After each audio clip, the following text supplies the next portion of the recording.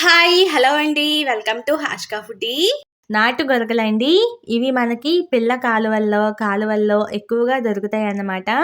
వీటిని బెండకాయ వేసి పులుసు పెట్టుకుంటే అద్భుతంగా ఉంటాయండి. ప్రతి చేప కూడా నోట్లో పెట్టుకుంటే వెన్న పూసలా కరిగిపోతుందన్నమాట. వీటి టేస్టే వేరనుకోండి. ఆ పులుసులో వేసిన బెండకాయలుంటాయండి. ప్రతి బెండకాయ కూడా అమృతంగా ఉంటుందండి. ఎన్ని బెండకాయలు తింటున్నామో మనకే తెలీదనమాట. చేపలు కూడా చాలా చాలా టేస్టీగా ఉంటాయండి. మరి ఈ చేపలు వండుకునే విధానం చూద్దామండి. చూసారు కదండీ! నాటు గొరకలు అంటే ఇలా ఉంటాయండి. మరీ చిన్నగా ఉండవు. అలా అని మరీ పెద్దగా ఉండవండి. ఈ సైజులోనే ఉంటాయన్నమాట. కాలువ చేపలు కాబట్టి ఏ మందు వెయ్యలేని చేపలండి. ఆరోగ్యానికి కూడా చాలా మంచిది అన్నమాట. ఇక్కడ మనం అరకిలో చేపల్ని తీసుకున్నామండి. ఒక 2 ఉల్లిపాయల్ని మెత్తగా పేస్ట్‌లా చేసుకొని పక్కన పెట్టుకున్నాను. 10-15 బెండకాయల్ని మధ్యలో నాటి పెట్టుకొని పక్కన పెట్టుకున్నామండి. 4 పచ్చిమిరపకాయలు ఇలా నాటి పెట్టుకొని పక్కన పెట్టుకున్నాను. ఒక టమాటా చిన్న చిన్న ముక్కలుగా కట్ చేసుకొని పక్కన పెట్టుకున్నాను. అలాగే ఇప్పుడు మనం స్టవ్ ఆన్ చేసుకొని చేపల కూరలో ఆయిల్ ఎక్కువగానే వేసుకోవాలి కదండీ! 4, 5 గరిటెల వరకు ఆయిల్ వేసుకొని వేడెక్కిన తర్వాత ఉల్లిపాయ పేస్ట్‌ని, పచ్చిమిరపకాయలని వేసి 5 నిమిషాలు వేపించుకోవాలండి. ఉల్లిపాయ పేస్ట్ వేపించుకునేటప్పుడు మంట సిమ్‌లోనే పెట్టుకోండి. చూసారు కదండీ! బాగా వేగింది కదా! ఇప్పుడు దీనిలోనే టమాటా ముక్కల్ని కూడా వేసి 5 నిమిషాలు వేపించుకుందామండి. రెగ్యులర్‌గా పెట్టుకునే చేపల పులుసులలో ఈ చేపల పులుసు చాలా డిఫరెంట్‌గా ఉంటుందండి. నాటు గొరకల ఫ్లేవర్ మొత్తం కూడా పులుసులోకి దిగి, పులుసు మంచి ఫ్లేవర్ అయితే వస్తుందనమాట.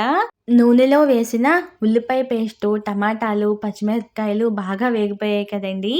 ఇప్పుడు దీనిలోనే 3 స్పూన్ల వరకు కారం, పావు టీ స్పూన్ పసుపు, అర టీ స్పూన్ వరకు సాల్ట్ వేసుకొని పులుసుకి తగ్గట్టుగా వాటర్ వేసుకొని బాగా మరిగించుకోవాలండి. గుర్తుపెట్టుకోండి, చేపల పులుసు ఎప్పుడు పెట్టినా కూడా పులుసు మరీ పలచగాను, మరీ చిక్కగాను ఉండకూడదండి. ఇలా వీడియోలో చూపిస్తున్న కన్సిస్టెన్సీలో ఉండాలి అన్నమాట. మనకి పులుసు బాగా మరిగింది కదండీ! ఇప్పుడు మనం పక్కన పెట్టుకున్న చేపలని కూడా దీనిలో వేసేసుకుందాము. చేపలు వేసిన తర్వాత గరిటె పెట్టి అస్సలు తిప్పకూడదండి. ఎందుకు అంటే మనం వేసిన చిన్న చేపలు కదండీ! విరిగిపోయే అవకాశం ఉంటుంది. కాబట్టి గరిటె పెట్టి అస్సలు కదపద్దు. మనం తీసుకున్న అరకిలో చేపలకి ఒక 50 గ్రాముల వరకు చింతపండు పడుతుందండి. పుల్ల పుల్లగా భలే ఉంటుందన్నమాట. చెప్పాను కదండీ! పులుసు పలచగాను, అలా అని మరీ చిక్కగాను ఉండకూడదు. వీడియోలో చూపిస్తున్న కన్సిస్టెన్సీలో ఉండాలి. చింతపండు పులుసు కూడా వేసేసాం కదండీ!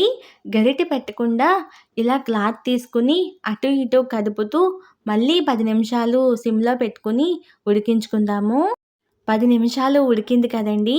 మనకి ఆయిల్ అనేది కూడా కొద్దిగా పైకి వచ్చేసింది కదా! ఇలాంటప్పుడు మనం పక్కన పెట్టుకున్న బెండకాయలను కూడా వేసేసుకుందామండి. బాగా గుర్తుపెట్టుకోండి, బెండకాయలు ముందుగానే వేసేస్తే మనకి పులుసు అనేది కొంచెం జిగురుగా అయిపోతుందనమాట. ఇలా కర్రీ 10 నిమిషాల్లో అయిపోతుంది అనగా బెండకాయలను వేసుకోవడం వల్ల పులుసులో నాని అమృతంగా ఉంటాయండి. బెండకాయలు వేసి 10 నిమిషాలయిందండి. మనకి కూరలో ఆయిల్ కూడా చాలా వరకు పైకి తేలిపోయింది.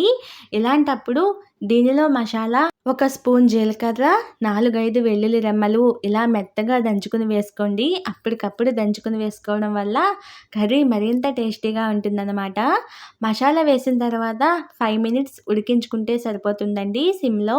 మీలో ఎంతమందికి ఇలా కూర ఉడుకుతుండగా చూస్తే తినేయాలనిపిస్తుందో కామెంట్ చేయండి.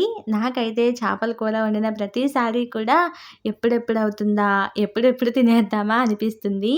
లాస్ట్‌లో కొత్తిమీర వేసుకొని ఇంకో 5 మినిట్స్ సిమ్‌లో ఉంచుకొని కట్టేస్తే మనకి కర్రీ అనేది రెడీ అయిపోయిందండి. చూడండి ఎంత బావుందో కదండీ! నూనెతో, చేపలతో, బెండకాయలతో భలే కలకల్లాడిపోతుంది కర్రీ అయితే. నేనైతే లేట్ చేయకుండా తినేస్తానండి. మీరు కూడా ఈ చేపలు దొరికినప్పుడు తప్పకుండా ఇలా ట్రై చేయండి. ఇలాంటి మరెన్నో ఈజీ రెసిపీస్ కోసం హాషికా ఫుడీ ఛానల్‌ని సబ్స్క్రైబ్ చేసుకోండి. వండిన తర్వాత మీకెలా అనిపించిందో నాకు కామెంట్ చేయండి. వీడియోకి లైక్ ఇవ్వడం మాత్రం మర్చిపోకండి. కర్రీ అయితే చాలా బావుందండి. నేను తింటున్నాను. మరి మీరు కూడా ట్రై చేసి ఎలా ఉందో కామెంట్ చేయండి. ఓకే అండి. నెక్స్ట్ వీడియోలో కలుద్దాం. బాయ్.